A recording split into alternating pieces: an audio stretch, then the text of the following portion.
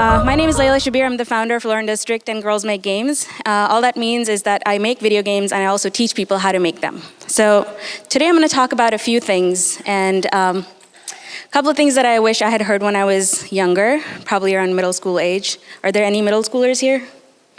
High schoolers?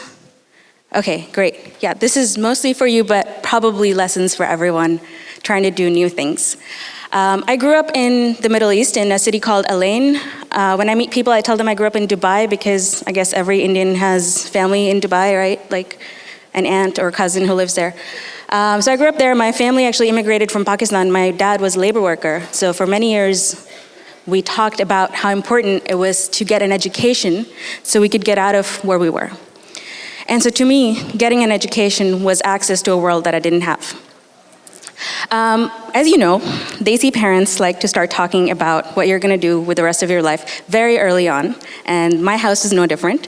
Right around the time I turned 2 and I could understand complete sentences, my parents sat me down and they said, "Beta, what are you going to do? What are you going to do when you grow up? What are you going to become?" And I looked at them and I said, "Buddhi," which is an old lady, and it's kind of accurate. Like everyone's gonna become an old lady or old man when they grow up. And they looked at me seriously and they're like, "No, beta, you're gonna become a doctor."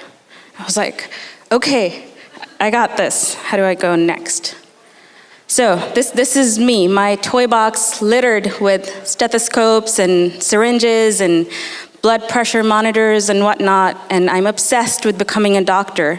Another conversation that we had a lot of was why becoming a doctor was important. It's because doctors help people. They're healers. Medicine is a noble profession. Have you guys heard that phrase before? We grew up with it, right? So I was like, yeah, I'm gonna be a doctor. I'm gonna save people, save dying people or, just cure whatever's going on. I believed that up until my first biology lesson, and I met this. Can anyone recognize what that is? It's a mitochondria. I was like, what the heck is this thing, this monstrosity staring at me from the textbook? I looked at it, it looked back at me, and it said, "Laila, you're not gonna be a doctor." And I agreed. There was no way in heck I was gonna memorize everything and kind of go do that. So here I am in middle school and I'm like, oh my gosh, all this preparation, all these years of working with my stethoscope, and I'm not gonna be a doctor, what a waste. Well, thankfully, right around the time, this is early 90s, around that time, computers were becoming, more accessible to middle income families. So my parents got a computer. Kind of looked at that. And that opened up a whole new world, like literally like the song, where I could now access any information I wanted. This was mind-boggling. I mean, I lived in a town where we barely had any libraries, and my school's library was like 10 books, and I'd read them all. So this was incredible for many reasons. This is also the time I'm becoming like, I guess, a teenager, so now I could go find the stuff that I really wanted, like posters, and put them up on my wall. I didn't have to buy magazines anymore. I could do this at home. My Backstreet Boys and everything that was plastered in my bedroom. But in my internet endeavors, I also found this guy. And I was like, oh my gosh, he's amazing. He dropped out of college. First of all, he went to Harvard, and then he's making this thing called Microsoft, and it's gonna change the world. And I'm using his computer, and I'm thousands of miles away from him. This is amazing. I wanna be this guy. So, age 11, I meet my parents and I'm like, "Mom, Dad, I'm gonna be a software engineer." And they're like, "We don't know what that is, but it has the word engineer in it. And that's like the second best thing that you can be. So after doctor, so we'll take it, we'll let you have it." So here I am, I'm gonna be a software engineer. So I'm a super competitive kid. I know there's some people here who can kind of relate to that. So I went in and I said, I want to be the best software engineer ever. So I'm going to go research what I need to be doing when I'm 11, which seems to be writing software. So I started writing code when I was 11 on my first computer in a program called BASIC. I wrote my middle school's payroll system, and I was just writing random things, hacking my friends' computers, just all kinds of fun stuff. I also knew from a very early age, because of my parents, I needed mentors. Like whatever I wanted to do, all the information is online, but you still need guidance. So I went to my IT teacher, and I said, hey, can you help me become the best software engineer? And he said, okay, let's do this. These are the things you're gonna do. This is the path you're gonna follow. And there's a certification called Microsoft Certified Professional. It's for, down the line, don't worry about it. And I said, why? Why not? Can I do it now? And he said, no, it's for professionals, for 20, 30-year-olds. I was like, no, I'm gonna do it now. And so impatient me, got some books and studied, and I became the youngest Microsoft Certified Professional at 13 in the Middle East. And so it was just kind of on this path of just collecting all these accolades, and I wanted to have a very robust application when I went to college, when I went to Harvard, right? That was until my library got bigger and they brought in all these textbooks, including this one. I opened it up, and the first line, for some reason, it just spoke to me. The first sentence, the definition of economics. Economics is the study of allocation of resources. It makes no sense. I have no idea why it stuck. And I was just like, I'm gonna learn how to allocate resources. This is me. This is how I'm gonna save the world, by allocating resources.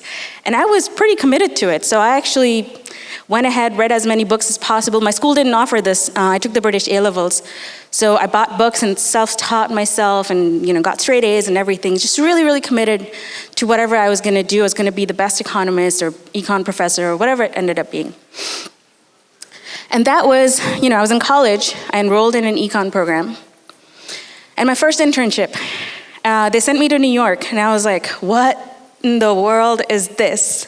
This is amazing. All this energy, excitement, money, Excel spreadsheets, everything was just, you're 19. You're getting paid like $5,000 for 1 month's worth of work.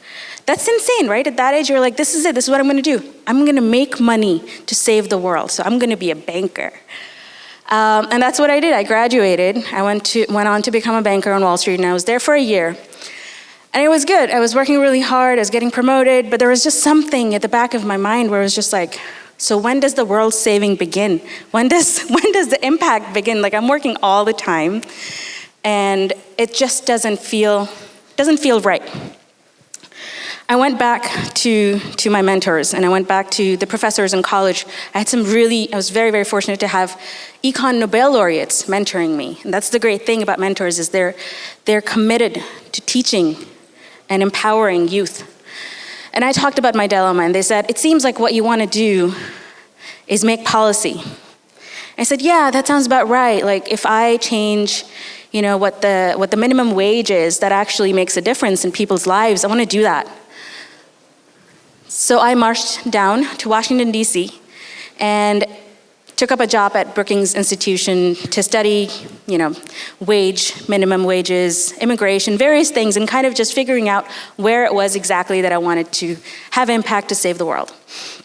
So it's right around this time I was seeing a boy who played this game for a living. And yeah, Halo, exactly. So he played Halo professionally. This is where my talk finally gets interesting. And all the kids are gonna wake up now. Well, so I met him and I'm like, are you serious? This is what you do for a living? Like, you play video games and you get paid and you wake up next day and you do the same thing. And he's like, yeah. And I thought, what a loser. Like, seriously, this is what you do. You're 25. And it turns out there's a lot more to video games and a lot more to him. He was a nationally ranked Putnam mathematician, so he's like a smart guy, wasting away his life on Halo. But somehow he convinced me that video games are the future, because this is where everyone is. This is the democratizing content area. Everyone's on their phones, everyone's consuming all kinds of content. And if you want to do good, if you want to teach something, this is the best way to do it. And that's how at 26, we launched a game studio and I became a video game developer. This is someone who hasn't coded in many, many years, because I'd been an economist, by the way. So I went back to my coding roots and started making video games. Along the way, we kind of discovered the games industry has a lot of problems. One of them is that there's not enough women. We couldn't recruit women. And so we launched a program called Girls Make Games to teach summer camps so we could get more girls to come eventually work with us and other industry companies. Now I'm 30. Everyone knows my age. So if someone asked me what my career was going to be the next many, many years, I would give you literally the answer. But the only thing that seems to fit, entrepreneur. And the reason that fits is because it's like the econ definition. It's the allocation of resources, bringing people together, bringing ideas together to do something. And I think I can do that for life.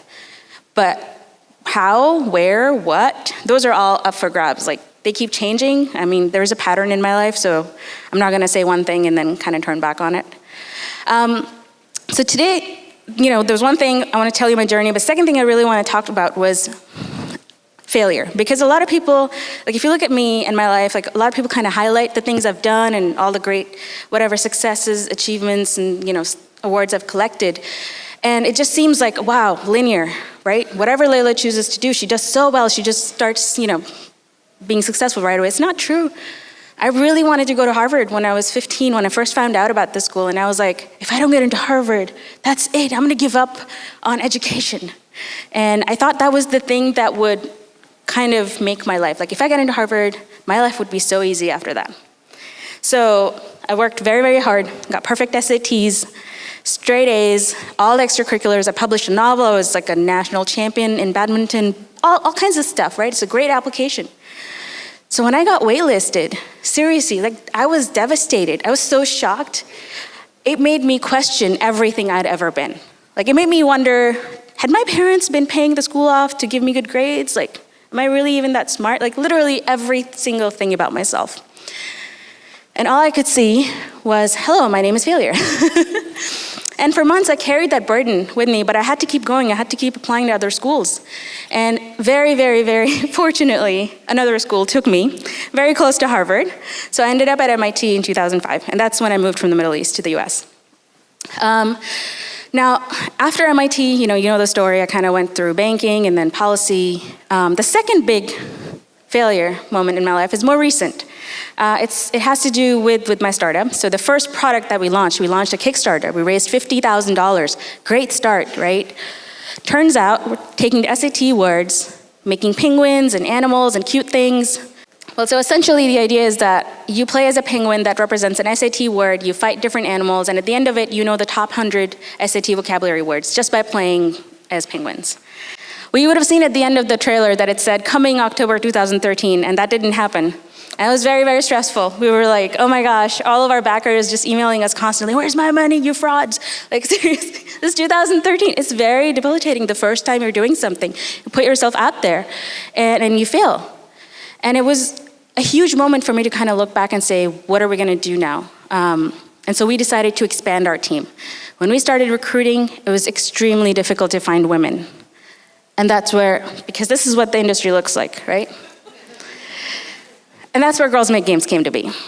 I have 30 minutes, 30 seconds, no time? Oh no, well, I'm gonna show you some Girls Make Games pictures. We have a great camp. Here we go, we have a lot of fun. We're all over the news. And 3,000 girls, 40 cities. We went to the White House, yay!